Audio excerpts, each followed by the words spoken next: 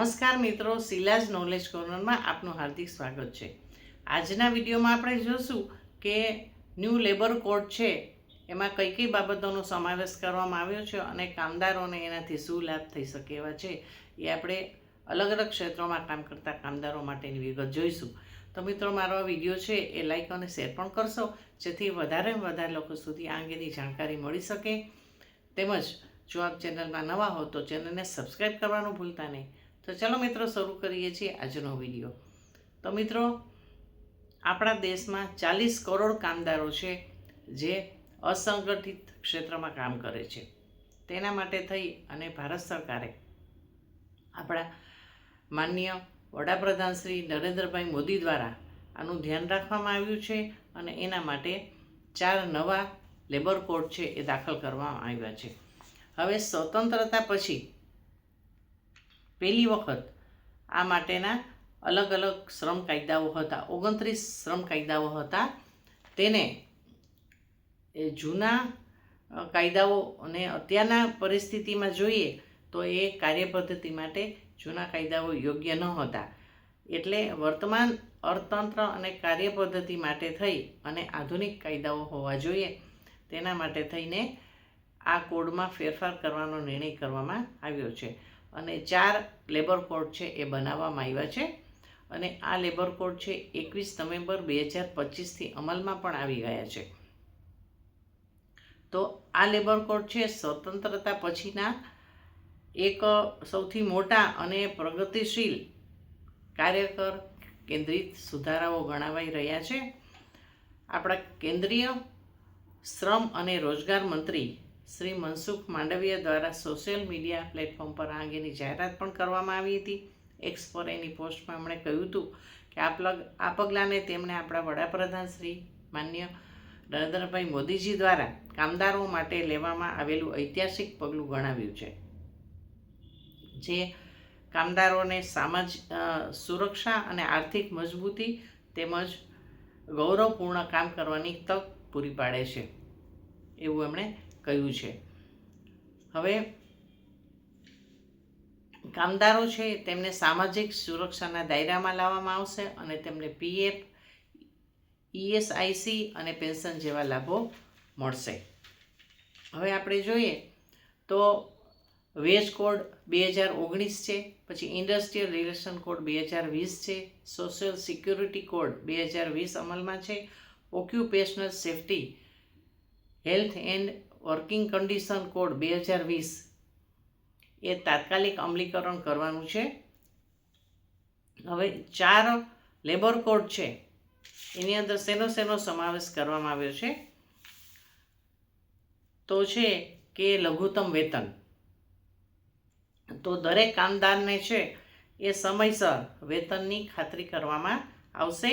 તેનાથી વિલંબ અને શોષણ ઘટશે. તેમજ તેમને જીવન નિર્વાહ માટે પર્યાપ્ત હોય એટલી રકમ એમને લઘુત્તમ વેતન પેટે મળશે. એ સુનિશ્ચિત સરકાર કરશે.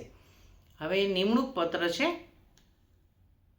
તો પારદર્શિતા માટે થઈ અને લેખિતમાં પ્રૂફ આપવા માટે દરેક કામદારોને નિમણૂક પત્ર આપવામાં આવશે.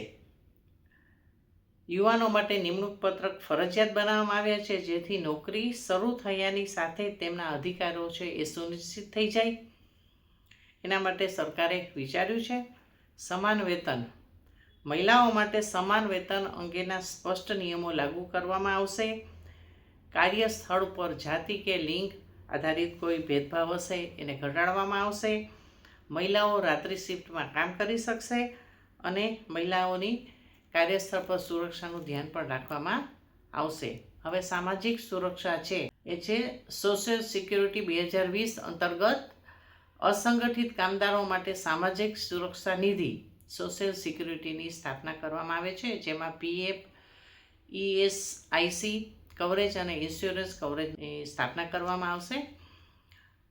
પછી ગીગ વર્કર્સ અને પ્લેટફોર્મ વર્કર્સ છે એને પણ આ યોજનામાં સમાવવામાં આવશે. પછી ફિક્સ ટર્મ કર્મચારીઓ છે એમને ગ્રેચ્યુટીના લાભો છે એ આપવામાં આવશે. અત્યાર સુધી પ્રાઇવેટમાં અને ગવર્મેન્ટમાં 5 વર્ષની નોકરી હોય તો ગ્રેચ્યુટી આપવામાં આવતી હતી, પરંતુ આ નવા લેબર કોડથી 1 વર્ષની નોકરી હોય તો પણ એમને ગ્રેચ્યુટી મળવાપાત્ર થશે. એટલે આ ફેરફાર છે એ સરકારે કર્યો છે. ગ્રેચ્યુટીના નિયમમાં સુધારો કર્યો છે. ઓવરટાઈમ છે, કામદારોની સંમતિથી જ ઓવરટાઈમ કરાવી શકાશે અને તેના માટે સામાન્ય વેતનના દરે ચૂકવણી કરવી પડશે. એટલે જે સામાન્ય વેતન મળતું હોય એનું જ વેતન એને ઓવરટાઈમમાં મળશે, એટલે ડબલ પગાર એમને આપવો પડશે. એટલે જો એ નિર્ધારિત સમય છે, કામના કલાકો છે એ નિર્ધારિત કરેલા છે, ધારો કે 8 કલાક છે તો 8 કલાકને બદલે 16 કલાક કામ કરે તો એને ડબલ પગાર આપવો પડશે. હવે આરોગ્યની સુરક્ષા છે એ પણ સુનિશ્ચિત કરવામાં આવશે. જોખમી ક્ષેત્રોમાં કામ કરતા હોય તેવા કામદારો માટે 100% આરોગ્ય સુરક્ષાની ગેરંટી આપવામાં આવી છે. અને 40 વર્ષથી ઉપરના કામદારો છે તેમને ફરજિયાત મેડિકલ ચેકઅપ છે એ થાય એનું પણ સરકાર ધ્યાન રાખશે. હવે આપણે જોઈએ તો ફિક્સ ટર્મના કર્મચારીઓ છે FTES, એમને શું લાભ થશે? તો હવે કાયમી કર્મચારીઓના બધા લાભ એમને મળશે. તેઓ 1 વર્ષમાં તબીબી રજા, સામાજિક સુરક્ષાના લાભ અને ગ્રેચ્યુટી મેળવવાના હકદાર બનશે. આનાથી કંપનીઓ છે એમાં સીધી ભરતીમાં વધારો કરશે, એટલે એને નિમણૂક પત્ર આપશે. એટલે એમનું શારીરિક જે આર્થિક શોષણ થતું હશે એ પણ ઘટશે અને કોન્ટ્રાક્ટ પર કામ કરતા કામદારોની જે સંખ્યામાં પણ ઘટાડો થશે, એની જરૂરિયાત ઓછી થશે. હવે ગીગ અને પ્લેટફોર્મ કામદારોને છે પહેલીવાર સત્તાવાર રીતે માન્યતા આપવામાં આવશે. કંપનીઓ છે એગ્રીગેટર્સ છે હવે તેમના વાર્ષિક ટર્નઓવરના 1 થી 2% છે એ યોગદાન આપવાની એને જરૂર પડશે અને એમને એક યુનિવર્સલ એકાઉન્ટ નંબર આપવામાં આવશે, જેનાથી તેઓ ગમે ત્યાં કામ કરે તો તેના ઉપર ધ્યાન આપ્યા વિના તેમના બધા લાભો છે એ સરળતાથી આ નંબર ઉપરથી મેળવી શકશે. એવો એક એને એકાઉન્ટ નંબર પણ આપવામાં આવશે. હવે કોન્ટ્રાક્ટ કામદારો છે એના માટે પણ સુરક્ષામાં વધારો કરવામાં આવેલ છે. મુખ્ય નોકરીદાતાઓ હશે તેમને આરોગ્ય સંભાળ, સામાજિક સુરક્ષા અને ફ્રી વાર્ષિક આરોગ્ય તપાસ છે એ પૂરી પાડવાની રહેશે. FTE સિસ્ટમ છે કોન્ટ્રાક્ટ કામદારોની રોજગાર અને અધિકારોને મજબૂત કરશે. મહિલા કર્મચારીઓ માટે નવા કોડ ખૂબ જ મહત્વપૂર્ણ છે. લિંગ આધારિત ભેદભાવ હશે તે હવે કાયદેસર પ્રતિબંધિત છે. પૂરતા સલામતીના પગલાં લેવામાં આવે તો મહિલાઓ છે રાત્રિ શિફ્ટમાં કામ કરી શકશે અને એમને પરવાનગી છે. ફરિયાદ નિવારણ સમિતિઓ છે તેમાં મહિલાઓનું પ્રતિનિધિત્વ ફરજિયાત કરવામાં આવ્યું છે. યુવા કામદારો માટે પણ જોગવાઈ કરવામાં આવી છે. યુવા કામદારો માટે લઘુત્તમ વેતન નક્કી કરવામાં આવ્યું છે. બધા કામદારોને તેમના રોજગારની નોંધણી કરવા અને શોષણ અટકાવવા માટે નિમણૂક પત્ર એનાયત કરવામાં આવશે. નિમણૂક પત્ર આપવા ફરજિયાત છે દરેક કામદારને. MSEME સેક્ટરમાં કામ કરતા હોય એ કર્મચારીઓ માટે છે. તો MSEME કર્મચારીઓ માટે હવે સામાજિક સુરક્ષા સંહિતા હેઠળ આવરી લેવામાં આવશે. તેમને કેન્ટીન, સ્વચ્છ પાણી તેમજ આરામ માટેનો વિસ્તાર જેવી મૂળભૂત સુવિધાઓ છે એ મળશે. તેમજ નિયમિત વેતન તેમજ ઓવર ટાઈમ માટે ડબલ પગાર છે અને પેઇડ રજાઓ પણ તેમને મળવાપાત્ર થશે. આ રીતે MSEMEના કર્મચારીઓ માટે પણ જોગવાઈ કરવામાં આવી છે. હવે બીડી અને સિગાર ઉદ્યોગમાં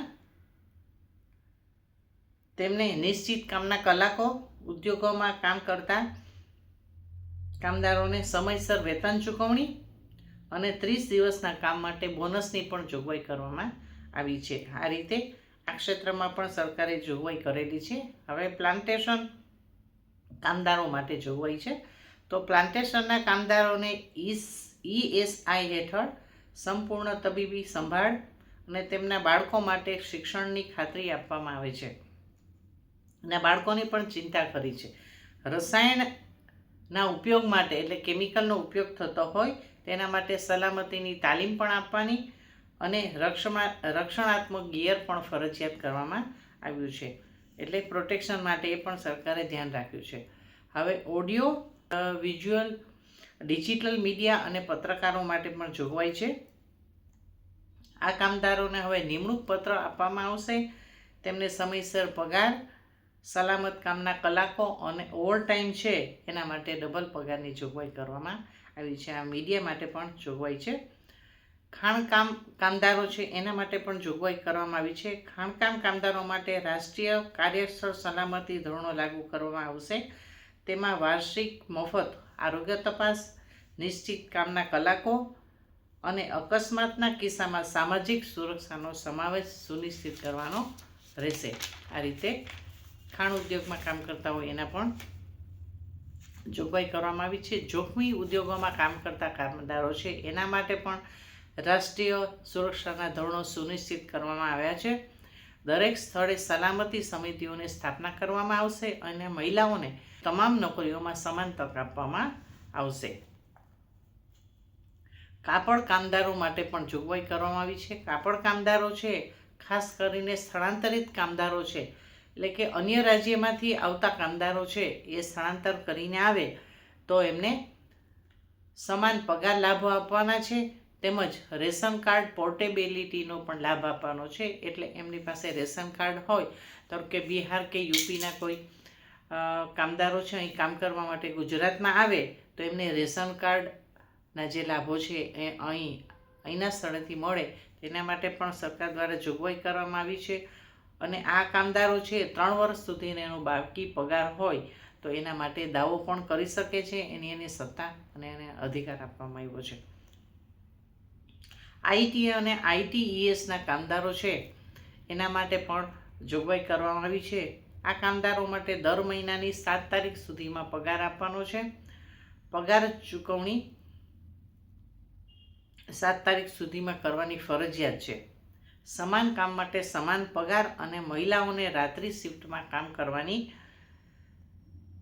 હવે કાનૂની માન્યતા આપવામાં આવી છે. નાઇટ શિફ્ટમાં પણ મહિલાઓ કામ કરી શકશે.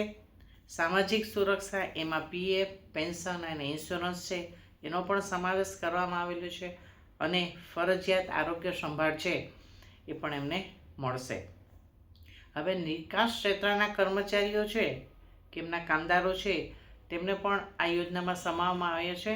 તેમને ગ્રેચ્યુટી, પીએફ, સમયસર પગાર, 180 દિવસ પછી રજાનો અધિકાર આપવામાં આવ્યો છે અને રાત્રિ શિફ્ટમાં સુરક્ષિત રીતે કામ કરવાની તક એમને પણ મળશે.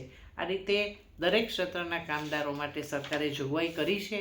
એટલે નવા જે આ 4 કોડ અસ્તિત્વમાં આવ્યા છે 21 નવેમ્બર 2025થી તેમાં સરકારે બધા ક્ષેત્રને આવરી લીધા છે. તો આ ન્યૂ લેબર કોડ છે એનાથી બધા કામદારોને લાભ થશે. તો મિત્રો, આજનો મારો વિડીયો આપને કેવો લાગ્યો છે તે કોમેન્ટ સેક્શનમાં જણાવશો.